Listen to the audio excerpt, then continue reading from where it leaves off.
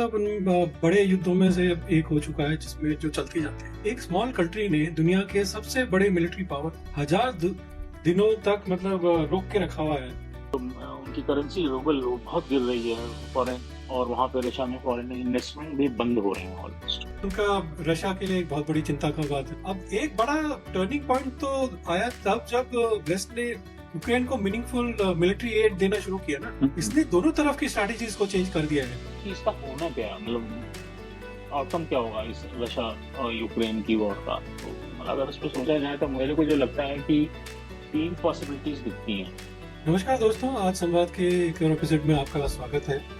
आज हम बात करेंगे रशिया और यूक्रेन के युद्ध के बारे में जो 1000 दिनों से ज़्यादा हो चुका है। तो ये एक मतलब उन बड़े युद्धों में से एक हो चुका है जिसमें जो चलती जाती है। एक स्मॉल कंट्री ने दुनिया के सबसे बड़े मिलिट्री पावर 1000 दिनों तक मतलब रोक के रखा हुआ है। और रशिया यूक्रेन वॉर मतलब 1000 दिन से चल रही है, ये मतलब ये तो किसी ने सोचा भी नहीं था। तो ये इस युद्ध का असर सिर्फ दोनों कंट्रीज पर ही नहीं बल्कि पूरी दुनिया पर पड़ रहा है। तो चाहे वो ह्यूमैनिटेरियन क्राइसिस हो, चाहे इकोनॉमिक क्राइसिस हो, या फिर डिप्लोमेसी का इम्पैक्ट हो। तो चलिए शुरुआत करते हैं, इसके बारे में बात करते हैं। रमेश, ये सिर्फ 2 कंट्री के बीच की वॉर तो रही नहीं है, अभी है ना, पूरी जियोपॉलिटिकल लैंडस्केप चेंज हो रहा है इसकी वजह से। तो थोड़ा क्या, it's very crucial for the whole global economy, global geopolitical landscape, it's very crucial. दोनों तरफ मतलब बहुत चैलेंजेस का सामना करना पड़ रहा है लोगों को। तो रशिया और यूक्रेन दोनों ही की आर्मीज को मतलब हैवी लॉसेस हुए हैं ना। और तो यूक्रेन की इकोनॉमी कोलैप्स के करीब तो है ही ना। तो ये रशिया ने मतलब इनको घुटनों तले तो लेके आ गए हैं। पर वो सैंक्शंस भी इतने सारे लग चुके हैं रशिया पे, फिर भी उनको मतलब कुछ असर नहीं पड़ता, वो लगे हुए हैं। रेफ्यूजीज की प्रॉब्लम है, सिविलियंस कैजुअलिटी भी अभी मतलब बहुत ज्यादा है। द वे जेलेंस्की ने अपना सपोर्ट गैदर भी किया against Russia different different countries से, तो उसकी वजह से ना रशिया का प्लान तो फेल हो गया। अब ये तो है। युद्ध के रीजन जो है की वजह से, युद्ध के वजह से जो है ना वॉर जो चल रही है उसमें इन्वायरमेंटल डैमेज भी बहुत हो रहा है। हम्म। और आप अगर देखो वाटर के, देखो तो वाटर इतना पोल्यूट हो चुका है कि वो पूरा खत्म है, और इंफ्रास्ट्रक्चर तो पूरा खत्म हो चुका है।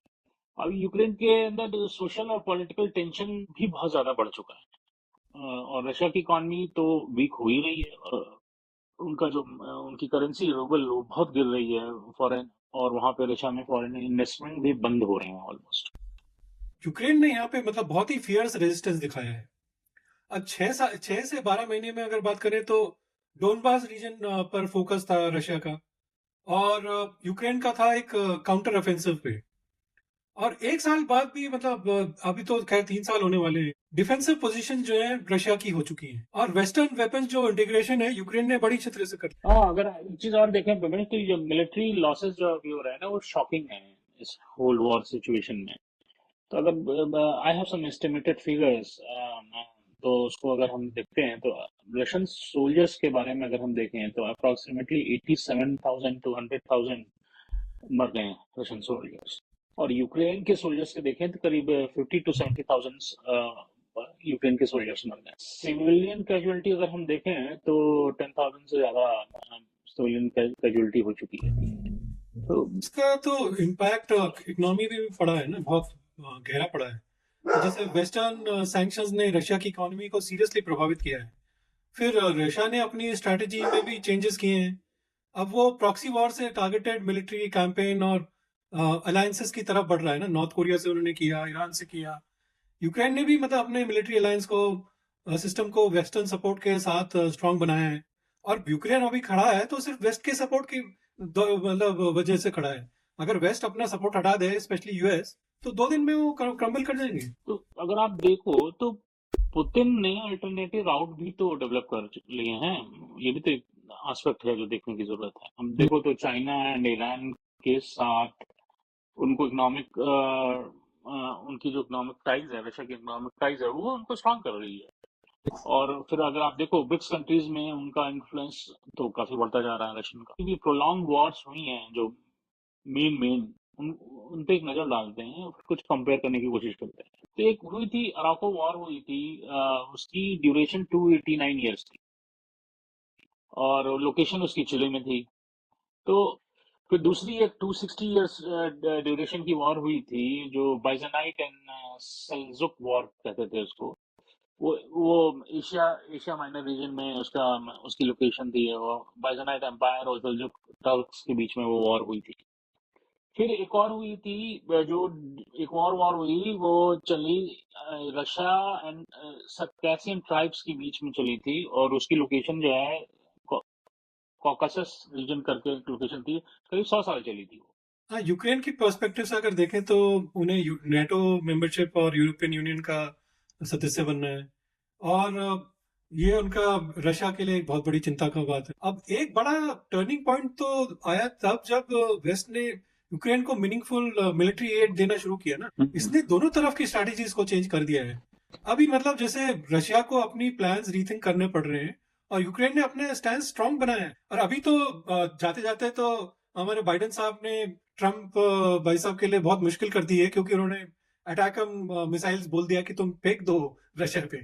तो मतलब ये बहुत ही बवालिया स्टेप जो है बाइडेन ने उठाया है। एक्चुअली वो गलत है, उनको करना नहीं चाहिए था इस ये समय। सब नहीं करना चाहिए। I will say that's a silly step. तो देखिए, अगर आप जैसे बात कर रहे थे ना प्रमेश, तो वेपन्स के मामले में भी काफी इंटरेस्टिंग डेवलपमेंट हो रहे हैं।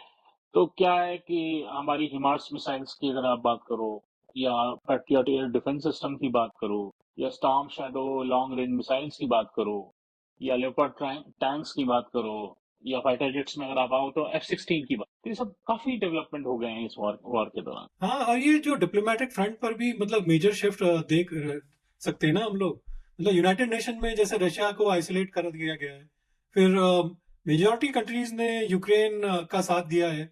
आज की डेट में अगर बात करें तो वॉर एक स्टेलमेट डेडलॉक की तरह मतलब हो गया है ना।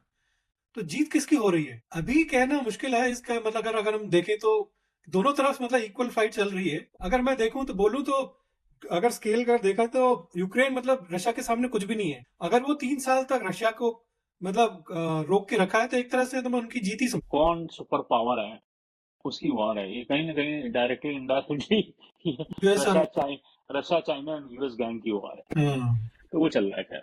तो अब देखो, ग्लोबल साउथ में के रिएक्शंस को भी देखोगे अगर आप, तो अलग अलग हैं। तो अगर हम देखें अफ्रीका और लैटिन अमेरिका में, तो रशियन का सपोर्ट अभी भी वहाँ काफी स्ट्रांग है। वो भी है ना, रशिया करीब 17% यूक्रेनियन टेरिटरी को कंट्रोल कर रहा है। यूक्रेन भी काउंटर ऑफेंसिव कर रहा है, और उन्होंने भी एक रशिया के रीजन को एक्चुअली कर दिया है कंट्रोल। तो अब देखने या समझने वाली बात है रमेश कि इसका होना क्या है, मतलब आउटकम क्या होगा इस रशिया और यूक्रेन की वॉर का। तो मतलब अगर इसमें सोचा जाए तो मेरे को जो लगता है कि तीन पॉसिबिलिटीज दिखती हैं। तो एक तो है कि ये प्रोलॉन्ग कॉन्फ्लिक्ट चलता रहेगा, इसमें लड़ाई थोड़ी बहुत चलती रहेगी।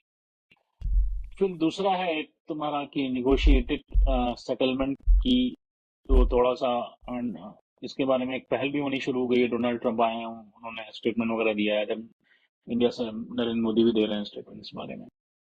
फिर तीसरा क्या है कि कुछ मिलिट्री ब्रेक थ्रू हो जाए, राइट। तो मुझे जो लगता है कि निगोशिएटेड सेटलमेंट की प्रोबेबिलिटी सबसे ज्यादा है। उसके बाद जो प्रोबेबिलिटी है वो मिलिट्री ब्रेक थ्रू की है। Prolong conflict I am forcing it least, having a least probability. तो देखते हैं हाँ, क्या होता है। I agree with you. मतलब यूक्रेन का इतना दम नहीं है कि वो लगा रहे। हाँ, वो सिर्फ वेस्ट के दौर पे मतलब उसके ऊपर जोर पे खड़ा हुआ है। नहीं तो वो तो 2 दिन में चरमरा जाए। एक नेगोशिएटेड सेटलमेंट की सबसे ज्यादा पॉसिबिलिटी है। Agree with you. I don't think prolong conflict रहेगा, और मिलिट्री ब्रेक थ्रू भी मुझे दिखती नहीं है। तो second, I agree with you, like second की पॉसिबिलिटी। एक और इम्पोर्टेंट पॉइंट है अगर इसको हम देखें तो टेक्नोलॉजिकली जो है ना, अगर हम स्पेल आउट करें तो जैसे ड्रोन्स हैं, साइबर अटैक्स हैं, और तुम्हारा इलेक्ट्रॉनिक वॉरफेयर में भी जो है जिसको कहते हैं ना ट्रेडिशनल मिलिट्री स्ट्रेटजीज में अच्छा खासा इंपॉर्टेंस गेन कर लिया। तो ये सब दो तीन टाइप की नई चीजें दिख रही हैं इस वॉर और इसमें जो है डोनाल्ड ट्रंप साहब का जो पॉसिबल राष्ट्रपति बनना है ना, वो एक बड़ा क्रूशियल फैक्टर हो गया है। उनका यूक्रेन सपोर्ट पर अलग स्टांस है, जो कॉन्फ्लिक्ट के फ्यूचर को प्रभावित कर सकता है ना। अगर कंक्लूड करें ना, ये वॉर अभी भी ओपन एंडेड है, क्योंकि कोई भी डेफिनेटली विनर तो दिख नहीं रहा अभी।